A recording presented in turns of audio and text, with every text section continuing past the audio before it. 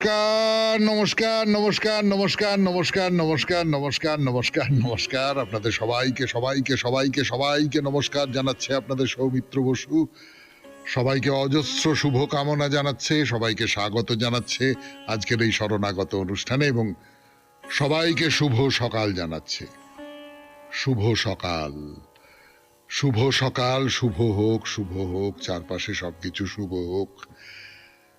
বেনি মাধবশীলের পঞ্জিকা অনুযায়ী আজকের দিনটার কথা বলি। আজকে 2রা অগ্রহায়ণ 1431, ইংরেজির 18ই নভেম্বর 2024, সোমবার। আজ তৃতীয়া।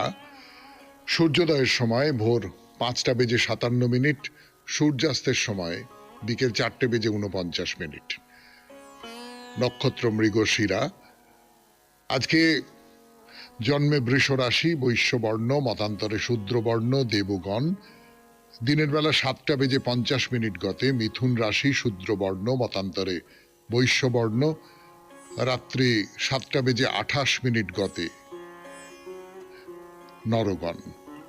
আমাদের হোয়াটসঅ্যাপে চিঠি পাঠাবার নাম্বার 9831922927। চিঠির গোড়ায় অতি অবশ্যই SG লিখতে হবে।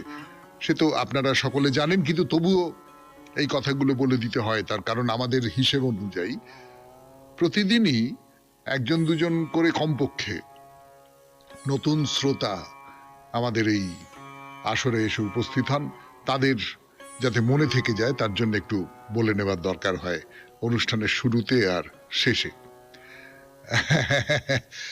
একটা মজার ব্যাপার হয়েছে। এই গতকাল একটা অনুষ্ঠানে গিয়েছিলাম।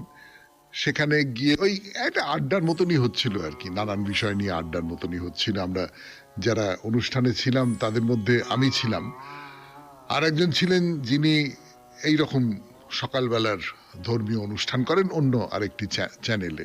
আমার দাদার মতন খুবই স্নেহ করেন আমাকে, আমিও খুব ভালোবাসি তাকে। তো এবার শ্রোতাদের মধ্যে প্রায় একটা ভাগ হয়ে গেল আর কি। তো কিছু শ্রোতা বলতে লাগলেন শরণাগতের কথা। তা আমি তাদের বললাম যে হ্যাঁ হ্যাঁ বলুন বলুন, আমি একটু মনে জোর পাই। তাহলে শুধু দাদার নামই করবেন এরম তো হতে পারে না। এইটা নিয়ে খুব একটা মজার ব্যাপার হয়েছিল। তো আজকে আপনাদের সেই কথাটা বলতে ইচ্ছে করলো খুব।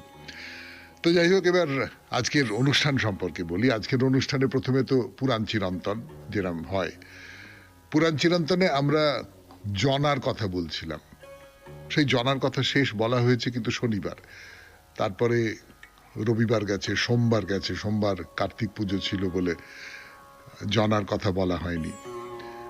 আজকে জনার কথা বলবো পুরাণ চিরন্তনে। তারপরে দেখি অন্য আর একটা গল্প হয়তো শুরু করব, কেননা জনার গল্প প্রায় শেষ হয়ে এসেছে। যদি বলতে বলতে শেষ হয়ে যায় তখন অন্য আর একটা গল্প শুরু করা যাবে।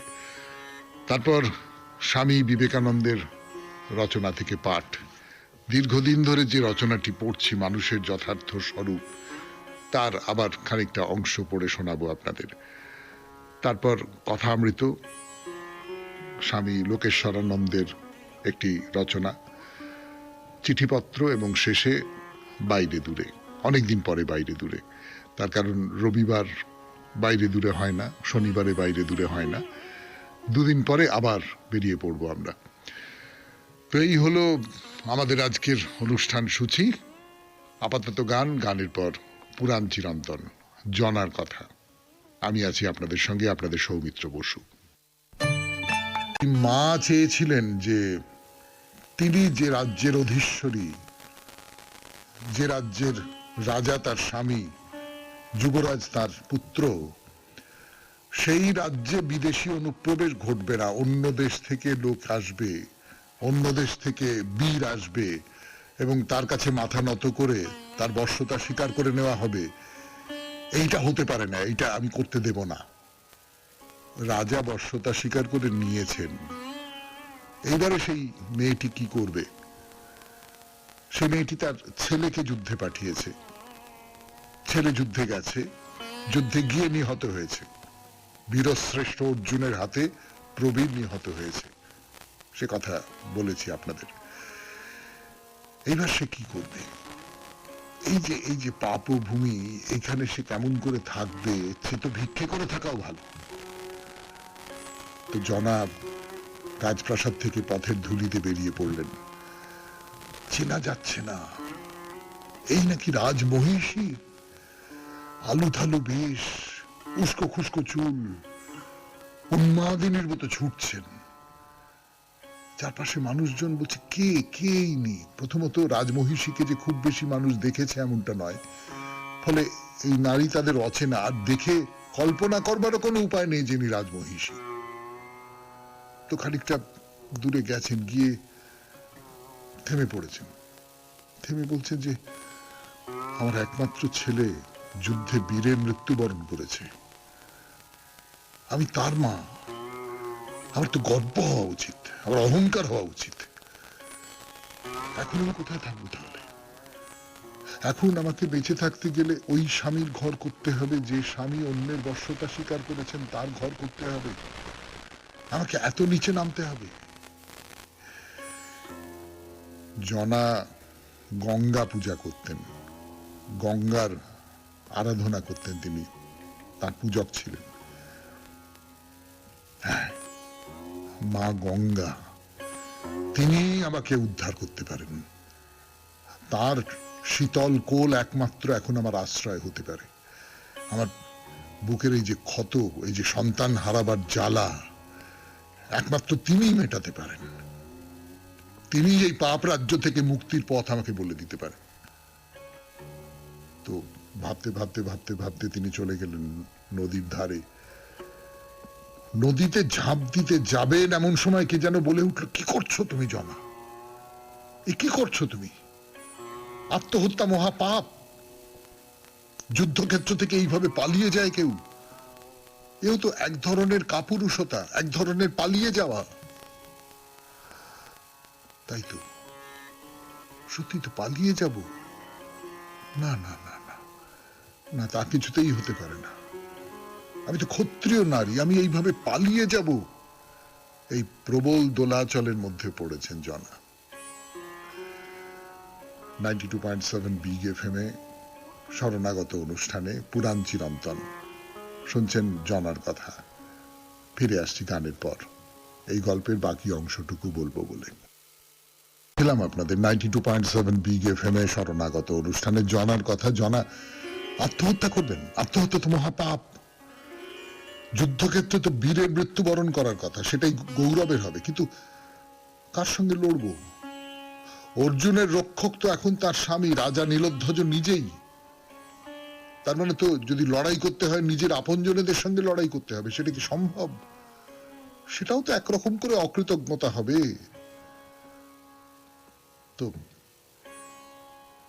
হঠাৎ তিনি টের পেলেন গঙ্গা, মা জাহ্নবী কলকল কলকল কলকল কলকল করে বয়ে চলেছেন, তাকে আহ্বান করছেন।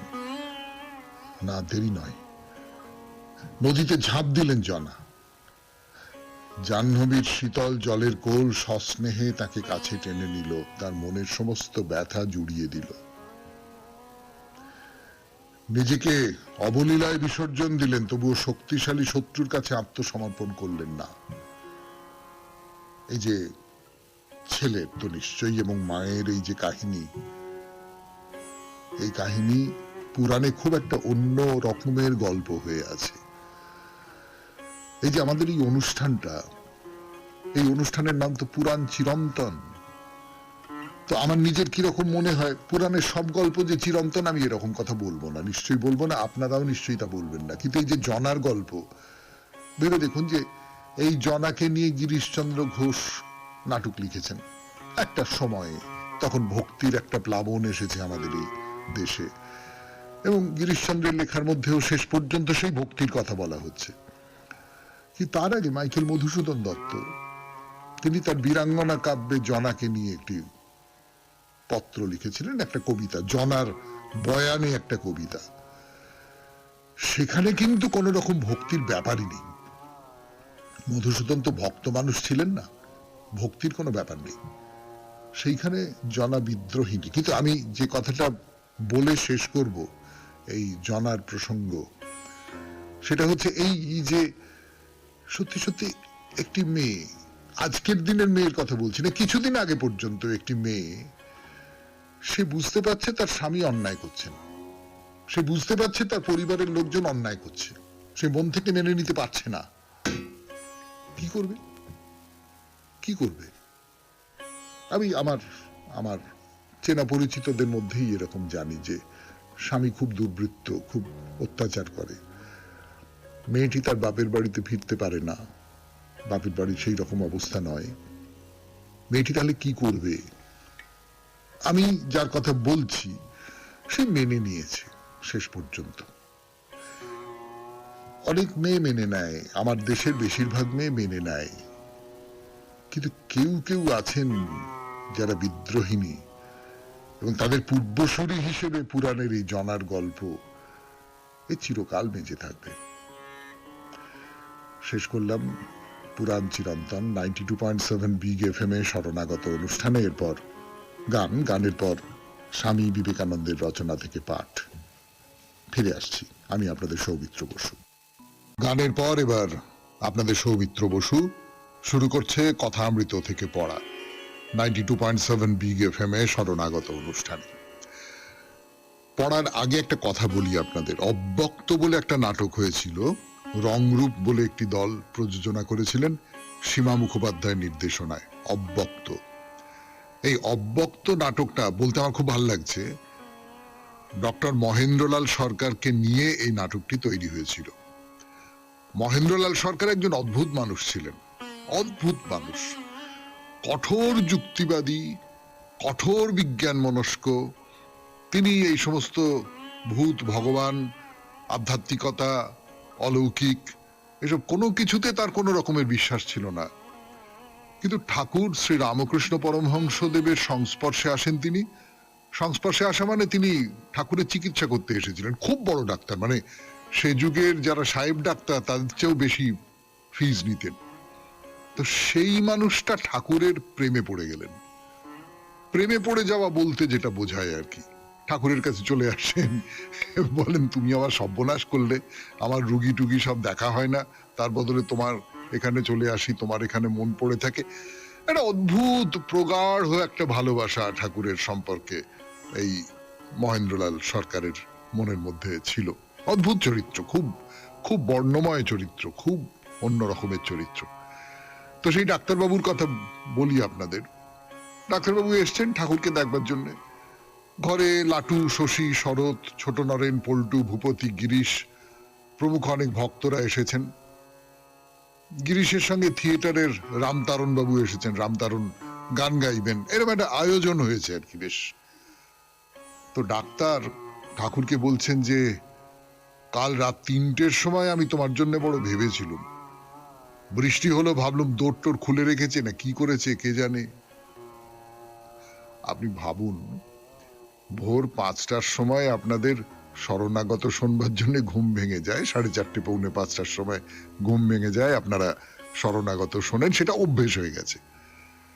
কিন্তু রাত্রি 3টের সময় বৃষ্টি পড়ছে, খুব খুব কাছের মানুষ হলে, খুব নিকট আত্মীয় হলে, খুব ভালোবাসার জন হলে, ভোরবেলা হঠাৎ বৃষ্টিতে ঘুম ভেঙে গিয়ে প্রথম তার কথা মনে পড়ে গেল, এই রে বৃষ্টি পড়ছে, দরজা জানলা খুলে রেখেছে না কি, ভেতরে জলের ছাট আসছে না কি, এইটা এমনি এমনি হয়? কি অসম্ভব একেবারে প্রগাঢ় ভালোবাসা বলুন তো। সেই প্রগাঢ় ভালোবাসায় ডাক্তার ঠাকুরকে এই কথা বলছেন। তো ঠাকুর তিনি তো বুঝতে পেরেছেন, যে কেউ বুঝতে পারবে, এরকম করে যদি কেউ বলে তাহলে তো যে কেউ বুঝতে পারবে। তো বলছেন বলো কি গো? তো ডাক্তার বলছেন যতক্ষণ দেহটা আছে ততক্ষণ যত্ন করতে হয়। তো ঠাকুর কি বলছেন? বলছেন কিন্তু দেখছি যে এটা আলাদা। কামিনী কাঞ্চনের উপর ভালোবাসা যদি একবার চলে যায় তাহলে ঠিক বুঝতে পারা যায় যে দেহ আলাদা আর আত্মা আলাদা। নারকলের জল সব শুকিয়ে গেলে মালা আলাদা, শ্বাস আলাদা হয়ে যায়, তখন নারকেল টের পাওয়া যায় ঢপর ঢপর করছে। যেমন খাপ আর তরবার, খাপ আলাদা, তরবার আলাদা, দেহ আর আত্মা আলাদা। কিন্তু এটাই তো ঠিক যে দেহ আর আত্মা আলাদা আলাদা, কিন্তু যিনি অবতার হয়ে এসেছেন, যিনি দেহী হয়ে এসেছেন, দেহের যা কিছু সুখ, যা কিছু উপদ্রব, সেই সমস্ত কিছু তাকে সহ্য করতে হবে। এটাও তো ঘটনা, এটাও তো ঢাবি বলেছেন। 92.7 বিগ এফএম এ শরণাগত অনুষ্ঠানে শুনছেন কথামৃত থেকে পাঠ। আরো পাঠ করবার জন্য ফিরে আসছি, একটু গান শুনে নি। দেখো, দেহ আর আত্মা এ দুটো আলাদা। যেমন তরোয়াল আর তরোয়ালের খাপ, তরোয়ালের খাপের মধ্যে থাকে, নারকলের জল নারকলের ভেতরে থাকে, কিন্তু শ্বাস আর জল আলাদা। যখন শুকিয়ে যায় তখন জল আলাদা হয়ে যায়, শ্বাস আলাদা হয়ে যায়।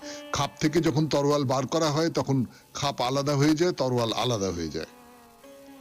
তাই দেহের অসুখের জন্য তাকে বেশি কিছু বলতে পারি না, ওটা তো আমার নিজের জন্য বলা নয়। আমি তোমাকে চাই, তোমাকে চাই, তোমাকে চাই, তার জন্য আমি এই দেহটাকে নষ্ট করে ফেলতে রাজি আছি, এইটা আমি বলতে পারি, কারণ সেই চাওয়াটা হচ্ছে আমার আত্মার চাওয়া। দেহের জন্য আমি তোমার কাছে কিছু চাইতে পারবো না। তো গিরিশ বলছে যে পণ্ডিত শশধর বলছিলেন আপনি সমাধি অবস্থায় দেহের ওপর মনটা আনবেন, তাহলে অসুখ সেরে যাবে। ইনি ভাবে দেখলেন যে শরীরটা যেন ধ্যার ধ্যার করছে, এইসব শব্দ ধ্যার ধ্যার করছে। কিন্তু এটাও একটা পুরনো কথা। আমি রামকৃষ্ণ মিশনের যারা সন্ন্যাসী, প্রবীণ সন্ন্যাসী, তাদের ক্ষেত্রে দেখেছি যে প্রচন্ড হাঁপানির টান উঠেছে, দেখেছি মানে শুনেছি, পড়েছি, প্রচন্ড হাঁপানির টান উঠেছে রাত্রির বেলা, খুব শরীরের খুব কষ্ট পাচ্ছেন, এরকম সব হচ্ছে। তো সকালবেলা যখন তাকে জিজ্ঞেস করা হয়েছে আপনি কেমন আছেন, বললেন যে ভালো আছি, খুব ভালো আছি। না, আমার দেহটা একটু গোলমাল করছে, কিন্তু আমি ভালো আছি। এই আমি আর দেহ, এই দুটো আলাদা। এইটা কিন্তু আমরাও না খানিকটা পর্যন্ত পারি, করি খানিকটা পর্যন্ত। আমি তো অভিনয় করি, আমি জানি আমার না প্রচন্ড টেম্পারেচার হয়েছে, মানে ম্যালেরিয়া হয়েছিল সেবার, মানে প্রচন্ড জ্বর। আমাকে যিনি মেকআপ করাচ্ছিলেন তিনি বললেন এ কি করে করবে, তো ধুঁকছে, মানে একটু করে মুখে রং লাগাচ্ছি আর মেকআপের টেবিলে মাথা রেখে শুয়ে একটু এরকম করে হাঁপিয়ে পড়ছি। সেই আমি স্টেজে গেলাম, স্টেজে গিয়ে সে একটা খুব পরিশ্রমের নাটক, মানে একজনকে পিঠের ওপর তুলে গোটা মঞ্চ ঘুরে বেড়াতে টেড়াতে হতো, এইসব ব্যাপার ট্যাপার ছিল সেই নাটকের মধ্যে। এবং সেইটা হয়ে গেল, দিব্যি হয়ে গেল। তারপরে আবার দেহ তার প্রতিশোধ নেবার জন্য আমার উপর ঝাঁপিয়ে পড়লো, এবং সে খুব কষ্ট, ভয়ঙ্কর কষ্ট সে।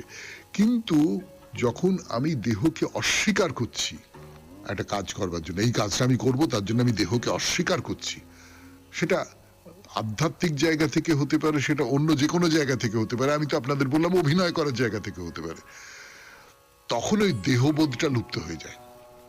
মানে এটা তো আমি আপনাদের সৌমিত্র বসু বলছি, আমার নিজের প্রত্যক্ষ অভিজ্ঞতা। এইরকম প্রত্যক্ষ অভিজ্ঞতা আপনাদের অনেকের আছে। একটা কাজের মধ্যে ডুবে রয়েছেন, আপনার ব্যথা বেদনা, আপনার শরীর, এই সমস্ত কিছু একেবারে মুছে গেল, এ তো আমরা দেখেইছি।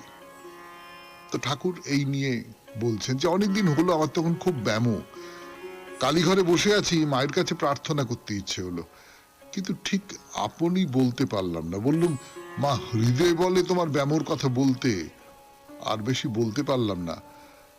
বলতে বলতে অমনি দপ করে মনে এলো সুসাইড, মানে সেখানে তারে বাঁধা মানুষের হাড়ের দেহ, স্কেলেটন। অমনি বলল মা, তোমার নাম গুণ করে বেড়াবো, দেহটা একটু তার দিয়ে এঁটে দাও সেখানকার মতো। সিদ্ধাই চাইবার জো নেই, যে সত্যিকারের সাধক সে সিদ্ধাই চাইতে পারে না। 92.7 বিগ এফএম এ শরণাগত অনুষ্ঠানে শুনলেন কথামৃত থেকে পাঠ। এরপরে গান, গানের পর স্বামী লোকেশ্বরানন্দের রচনা থেকে পাঠ। রচনার নাম ধ্যান। 92.7 ধ্যান স্বামী লোকেশ্বরানন্দের রচনা থেকে পাঠ করে শোনাচ্ছি আপনাদের। 92.7 বিগ এফএম এ শরণাগত অনুষ্ঠান শুনছেন। বায়ুকে নিয়ন্ত্রণ করা যেমন কঠিন, মনকে আয়ত্তে আনাও তেমনি শক্ত, এটি গীতার কথা। কিন্তু মনকে নিয়ন্ত্রণ করতে না পারলে আপনি হঠাৎ করে এমন কিছু করে বসতে পারেন যার জন্য পরে আপনাকে দুঃখ পেতে হবে। মনে করুন না কেউ আপনাকে উত্তেজিত করলো আর আপনিও সঙ্গে সঙ্গে মাথা গরম করলেন, তার ফল কি হবে? একটা অপ্রীতিকর পরিস্থিতির উদ্ভব হবে যে যা কারো পক্ষেই বাঞ্ছনীয় নয়। অসংযত মানুষ সর্বদাই অস্থির ও খেয়ালি। সে চিন্তা করে, মাথা ঠান্ডা রেখে বিচার করে কাজ করতে পারে না। সে যা কিছু করে ঝোঁকের মাথায়। আগে যদি বুঝতো কি করতে যাচ্ছে তবে হয়তো সে কাজ করতো না। মন যার বশে তিনি ধীরে সুস্থে কাজ করেন এবং কদাচিৎ তিনি ভুল করেন। তিনি বিবেক সম্পন্ন, সর্বদা সৎ, অকপট এবং কর্তব্যপরায়ণ। তিনি আত্মশ্রদ্ধা সম্পন্ন, নির্ভীক এবং শক্তিমান। গীতা বলছেন এমন যে মানুষ, তিনি প্রশংসা এবং নিন্দা, সৌভাগ্য এবং দুর্ভাগ্য সবকিছুকেই সহজভাবে মেনে নেন। যাই ঘটুক না কেন তিনি চিত্তের প্রশান্তি হারান না। তার দৃষ্টি স্বচ্ছ, বিচার ও নির্ভুল। কোন বিষয়ের খুঁটিনাটি সব দিক বিচার করে তবেই তিনি একটা সিদ্ধান্ত নেন, কিন্তু একবার সিদ্ধান্ত নিলে তা থেকে তিনি কখনো সরে আসেন না। কিন্তু মানুষ কিভাবে এই আত্মসংযম লাভ করে? হিন্দু ধর্মশাস্ত্র বলে ধ্যানের মাধ্যমেই এটি সম্ভব। আপনি যদি সঠিকভাবে নিয়মিত ধ্যানের অভ্যাস গড়ে তোলেন, তাহলে আর আপনাকে এখনকার মতন পরিস্থিতির দাসত্ব করতে হবে না। আপনিই আপনার প্রভু হয়ে যাবেন। কিন্তু ধ্যান কি, কিভাবে তা করা যায়? ধ্যান হলো গভীর একাগ্রতার সঙ্গে চিন্তা করা। আপনি যখন কোনো চিন্তায় মনকে নিবিষ্ট করেন তখন সেটি ধ্যান। সাধারণত দেখবেন আপনার মন সর্বদাই ছুটে বেড়াচ্ছে। আপনি যদি সেই ছটফটে মনকে কোনো বস্তুতে, ভাবনায় অথবা অভিজ্ঞতার উপর স্থির করতে পারেন, তবে সেটি ধ্যান হয়ে গেল। ঠিক ঠিক ধ্যান হবে একটানা, নিরবচ্ছিন্ন। তার মধ্যে কোনো ফাঁক থাকবে না, যেমন এক পাত্র থেকে আরেক পাত্রে তেল ঢাললে হয়। শাস্ত্র আরো দুই একটি দৃষ্টান্ত দিয়েছেন, যেমন প্রদীপের। ঘরে একটি প্রদীপ জ্বলছে, কিন্তু সেই ঘরে বাইরের বাতাস প্রবেশ না করায় তার শিখাটি স্থির। আবার সরোবরের উদাহরণ দিয়ে বলা হয়েছে মনটি যেন সরোবর। সেই সরোবরের জলে যখন এতটুকু কাঁপন জাগবে না, অর্থাৎ মনরূপ জল যখন সম্পূর্ণ নিস্তরঙ্গ, তখনই বুঝতে হবে ধ্যান হলো। সরোবরের সমস্ত জলরাশি যখন একটি ঢেউয়ে বা প্রবাহে রূপান্তরিত হয়, তখন তার ভিতর কি প্রচন্ড শক্তি। তেমনি সমস্ত মনটিকে যদি একটি কাজে মগ্ন করা যায়, তাহলে কত সহজেই না সেই কাজটি সম্পন্ন হতে পারে। বাস্তব সত্য এই যে মন সর্বদাই অস্থির ও বিক্ষুব্ধ। ধ্যানের সাহায্যে এই মনকে যদি সংযত করা যায়, তাহলে তার ভিতরে লুকিয়ে থাকা প্রবল শক্তিকে আমরা ইচ্ছামতো কাজে লাগাতে পারি। কিন্তু ধ্যান করবেন কিভাবে? প্রথমে মেরুদণ্ড সোজা রেখে পদ্মাসনে বসুন। এবার মনকে হয় কোনো দেবদেবীর মূর্তি, শব্দ বা প্রতীকের উপর নিবদ্ধ করুন। যে চিন্তা অথবা যার চিন্তাই আপনি করুন না কেন, ভাবুন সেটি জ্যোতির্ময়। এমন গভীর একাগ্রতার সঙ্গে মনটিকে ধ্যেয় বস্তুর উপর স্থাপন করবেন, যাতে আপনি অনুভব করতে পারেন আপনি তার সঙ্গে এক হয়ে গেছেন, তার মধ্যে মিশে গেছেন। হিন্দুদের বিশ্বাস, বুদ্ধের চিন্তা করলে একদিন আপনি বুদ্ধই হয়ে যাবেন। চরিত্র গঠনের উপায় হিসাবে এখানেই ধ্যানের সার্থকতা। কেউ কেউ বলেন ধ্যান করলেই হলো। কি বিষয়ে ধ্যান করছেন সেটা তত গুরুত্বপূর্ণ নয়। তাদের দাবি অর্থহীন শব্দের উপর ধ্যান করলেও যে ফল, মহৎ কোনো বিষয়ে ধ্যান করলেও সেই একই ফল। হিন্দুরা একথা মানেন না। তারা বলেন আপনি যা চিন্তা করবেন তাই হয়ে যাবেন। ধর্মে যদি আপনার বিশ্বাস না থাকে, তাহলেও আপনি ধ্যান করে উপকৃত হবেন। কিন্তু ধ্যান মূলত তাদের জন্য যারা এর মাধ্যমে আধ্যাত্মিক সত্য উপলব্ধি করতে চান। শুধুমাত্র মনের বিশ্রামের জন্য যদি আপনি ধ্যান করেন, যা আজকাল অনেকেই করে থাকেন, তাহলে কিন্তু পুরোপুরি লাভবান হতে পারবেন না। ধ্যান আপনাকে যা দিতে পারত, তার থেকে আপনি নিজেকে বঞ্চিত করলেন। শুনলেন স্বামী লোকেশ্বরানন্দের রচনা থেকে পাঠ 92.7 বিগ এফএম এ শরণাগত অনুষ্ঠানে। এইবার আপনাদের চিঠিপত্র পড়ার পালা। আমি আছি আপনাদের সৌমিত্র বসু। ফিরে আসছি গানের পর। 92.7 বিগ এফএম এ শরণাগত অনুষ্ঠান শুনছেন। আমি আছি আপনাদের সঙ্গে, আপনাদের সৌমিত্র বসু। তমাল মুখার্জির চিঠি, ডানকুনি হাউজিং এস্টেট, ডানকুনি থেকে। কালী পুজো নিয়ে চিঠি। পত্রের প্রথমেই আপনাকে ও শরণাগত পরিবারের সকলকে জানাই শুভ দীপাবলির প্রীতি, শুভেচ্ছা ও অভিনন্দন। আর কয়েকদিন পরেই কালী পূজা বা দীপাবলি উৎসব শুরু হবে। প্রতি বছরের মতো এবছরও বিজ্ঞপ্তি প্রকাশিত হবে শব্দবাজির ব্যবহার বন্ধের। পুলিশ ও প্রশাসন তৎপর হবেন বাজি বাজেয়াপ্ত করতে। সংবাদপত্র মারফত আমরা জানতে পারবো বিভিন্ন জায়গায় কত বাজি বাজেয়াপ্ত করেছে পুলিশ প্রশাসন। তারপরেও সারা রাত ধরে শব্দবাজির তাণ্ডবে রাত কাটবে আমাদের। পরের দিন আবার সংবাদপত্রে বড় বড় করে লেখা হবে পুলিশ প্রশাসনকে বুড়ো আঙুল দেখিয়ে শব্দবাজির তাণ্ডবে জারি থাকলো সর্বত্র। পরিবেশবিদরা কতটা দূষণ হলো তার হিসাব দিতে বসবেন। প্রত্যেক বছর এই ছবি আমরা দেখতে পাই। আমরাই সমালোচনা করি, আবার আমরাই বলি এই একটাই দিন, বাচ্চারা আনন্দ করবে না। কতভাবেই পরিবেশ দূষণ, শব্দ দূষণ বা দৃষ্টি দূষণ হচ্ছে। শুধু কি দূষণ, তার সাথে তো চলে অবলা জীবদের উপর নানা রকম অত্যাচার। কুকুরের লেজে পটকা বেঁধে দেওয়া কিংবা বিড়ালের লেজে ফুলঝুরি, ঘুমন্ত এইসব অবলা জীবেদের গায়ের কাছে শব্দবাজি ফাটানো, এই সব কর্মকাণ্ডের পর আমরা কি অমানসিক আনন্দই না পাই? কোথাও আবার দেখি গাছে ঝুলিয়ে বাজি পোড়ানো হচ্ছে। জানি না কি আনন্দ পায় এইভাবে বাজি পুড়িয়ে। আবার কেউ কেউ কারো বাড়ির দরজার সামনে শব্দবাজি ফাটাচ্ছেন, হয়তো সেখানে কোনো হৃদরোগের রোগী কিংবা মুমূর্ষু রোগীর বাস। আপনাদের কাছে বিনীত অনুরোধ, আসুন আমরা আনন্দ উৎসব সবকিছু পালন করি, কিন্তু একটা কথা মাথায় রেখে আপনার আনন্দ যেন অপরের নিরানন্দের কারণ না হয়।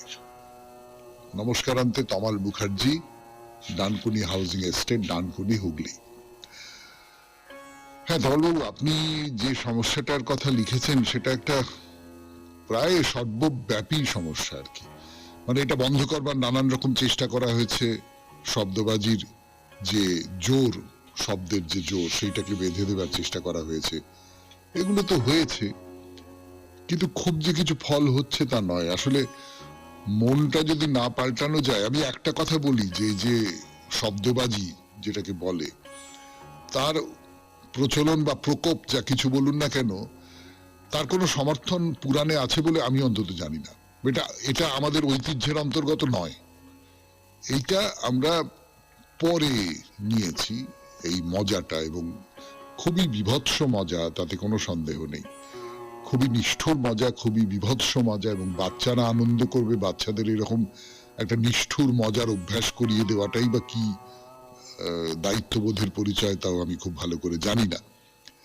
আপনার এই চিঠিটা, মানে এটা কোনো প্রতিক্রিয়া তৈরি করতে পারবে বলে মনে হয় না, কিন্তু আপনি অন্তত একজন নাগরিক সচেতনভাবে এই কথাটা বলেছেন, এটা আমার খুব ভালো লাগলো। এরপর বাইরে দূরে 92.7 বিগ এফএম এ শরণাগত অনুষ্ঠান শুনছেন। আমি আছি আপনাদের সৌমিত্র বসু, ফিরে আসছি গানের পর। বিগ এফএম এ শরণাগত অনুষ্ঠান, আমি আপনাদের সৌমিত্র বসু। পানিপথের দেবী মন্দিরের কথা বলছিলাম। সে মন্দিরের কথা প্রায় শেষ হয়ে গেছে। একটা দুটো কথা বলে আমরা এরপরে আর একটা মন্দিরের দিকে চলে যাব। অন্য আর একটা প্রদেশের, অন্য একটা রাজ্যের অন্য আর একটা মন্দিরের দিকে চলে যাব। পানিপথের দেবী মন্দিরে আমরা বলছিলাম যে একটা মন্দির, তার ভেতরে অনেকগুলো গ্রহ, তাদের পুজো করা হয়। তার মধ্যে সূর্য আছেন, চন্দ্র আছেন, এবং অন্যান্য যে গ্রহ তারা আছেন। তাদের প্রত্যেককেই এক একজন দেবতা বলে মনে করি আমরা। হিন্দু ধর্মে তাদের প্রত্যেককে দেবতা বলে স্বীকার করা হয় এবং পুজো করা হয়, এবং বিশ্বাস করা হয় যে এইসব দেবতাদের আশিস বা ক্রোধ কোনোভাবে আমাদের প্রভাবিত করতে পারে। আমার হাতের আংটিতে, আমার গায়ের মাদুলিতে তাদের সেই কোপদৃষ্টি যাতে না পড়ে তার ব্যবস্থা করা আছে, এরকম আমরা মনে করি, বিশ্বাস করি। তো তারা তো রয়েছেন। সেই সঙ্গে এই যে মন্দিরটা, এই মন্দিরের নিচুতে, মানে ওপরের বেদিতে এই সমস্ত দেবতারা রয়েছেন। তার মধ্যে রাহু আছেন, কেতু আছেন, যাদের সত্যি সত্যি বৈজ্ঞানিক দিক থেকে কোনো অস্তিত্ব নেই তারা আছেন। তার বাইরে মাটিতে একটা ছোট বেদি করে একজন দেবতা রয়েছেন, তার পেছনে একটা হাতি আছে, অর্থাৎ হস্তি বাহন সেই দেবতা।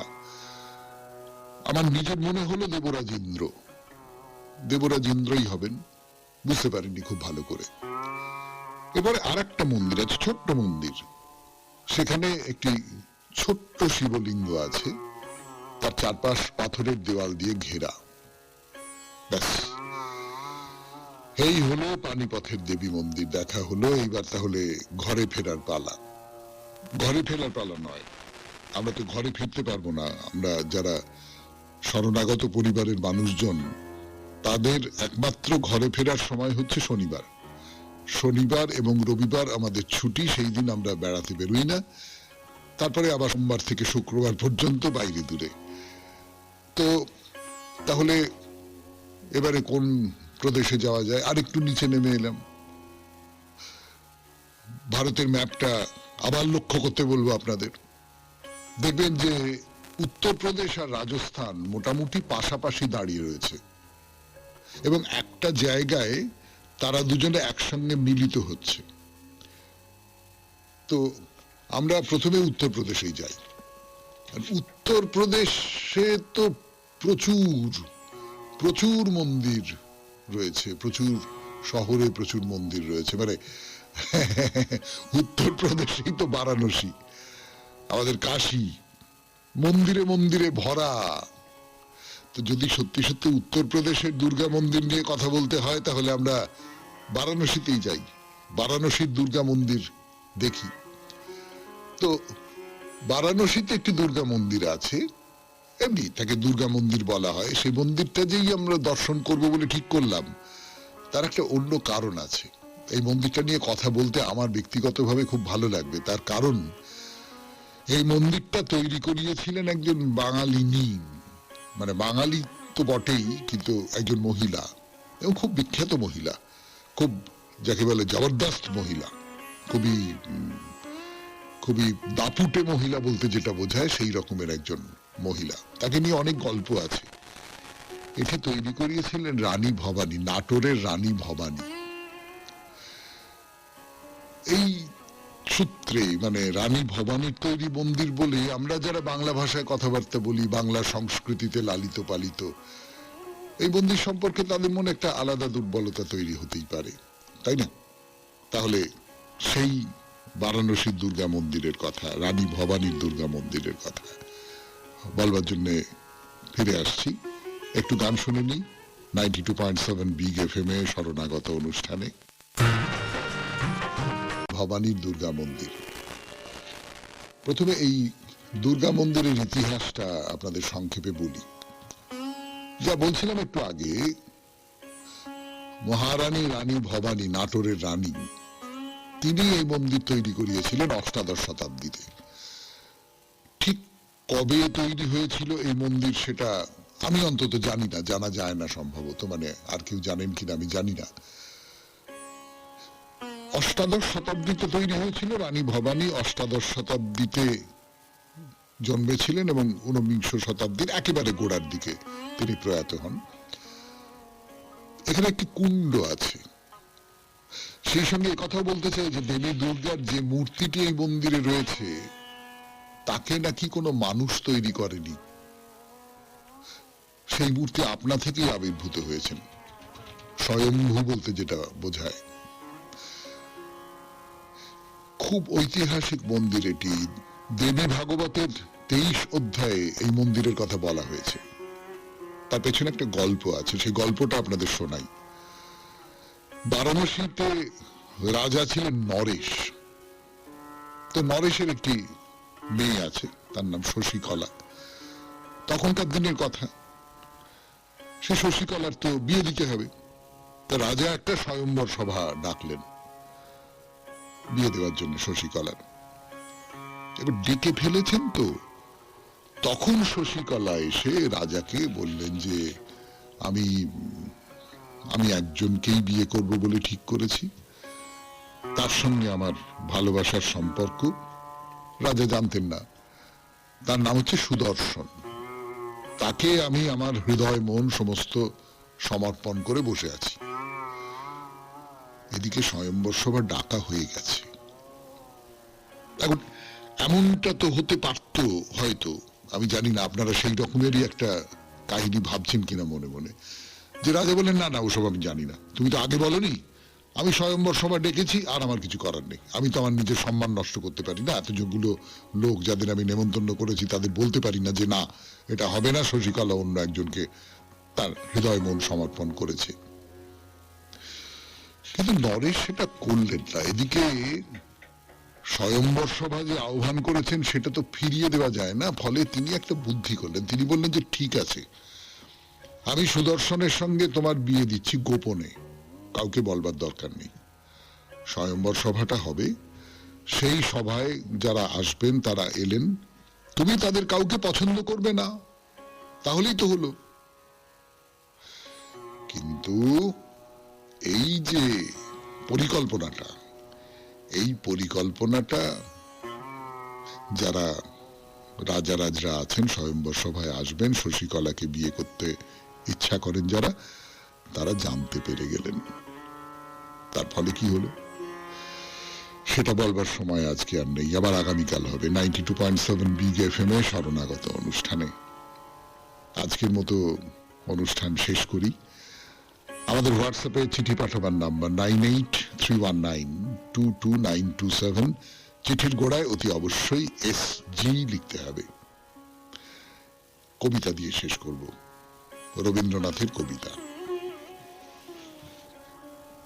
এতদিন পরে প্রভাতে এসেছো, কি জানি কি ভাবি মনে, ঝড় হয়ে গেছে কাল রজনীতে, রজনীগন্ধা বনে, কাননের পথ ভেসে গেছে জলে, বেড়াগুলি ভেঙে পড়েছে ভূতলে, নব ফুটন্ত ফুলের দণ্ড লুটায় তৃণের সনে, এতদিন পরে তুমি যে এসেছো, কি জানি কি ভাবি মনে।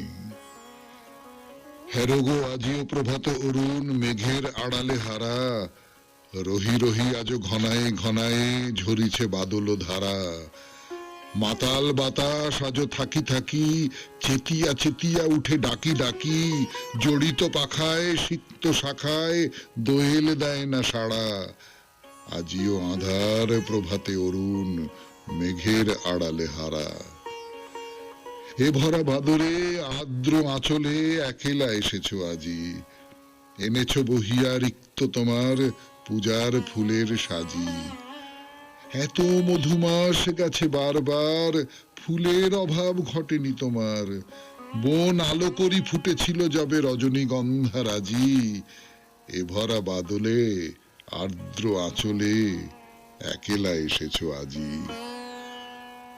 আজি তরুতলে দাঁড়ায়েছে জল, কোথা বসিবার ঠাঁই, কাল যাহা ছিল সে ছায়া সে আলো সে গন্ধ গান নাই, তবু ক্ষণকাল রহ তরাহীন, ছিন্ন কুসুম পঙ্কে মলিন, ভূতল হইতে যতনে তুলিয়া ধুয়ে ধুয়ে দেব তাই, আজি তরুতলে দাঁড়ায়েছে জল, কোথা বসিবার ঠাঁই।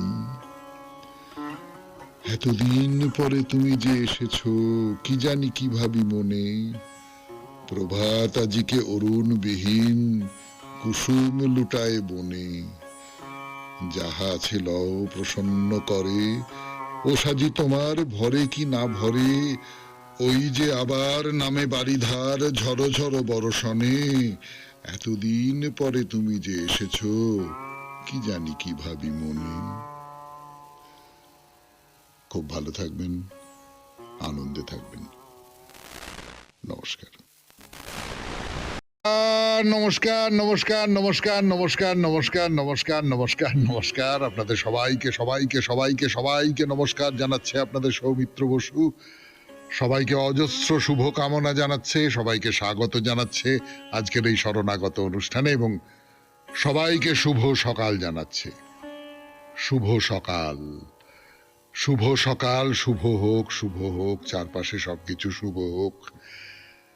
বেনি মাধবশীলের পঞ্জিকা অনুযায়ী আজকের দিনটার কথা বলি। আজকে 2রা অগ্রহায়ণ, 1431, ইংরেজির 18ই নভেম্বর 2024, সোমবার। আজ তৃতীয়া। সূর্যোদয়ের সময় ভোর 5:57, সূর্যাস্তের সময় বিকেল 4:49। নক্ষত্র মৃগশিরা। আজকে জন্মে বৃষ রাশি, বৈশ্যবর্ণ, মতান্তরে শূদ্রবর্ণ, দেবগণ। দিনের বেলা 7:50 গতে মিথুন রাশি, শূদ্রবর্ণ, মতান্তরে বৈশ্যবর্ণ।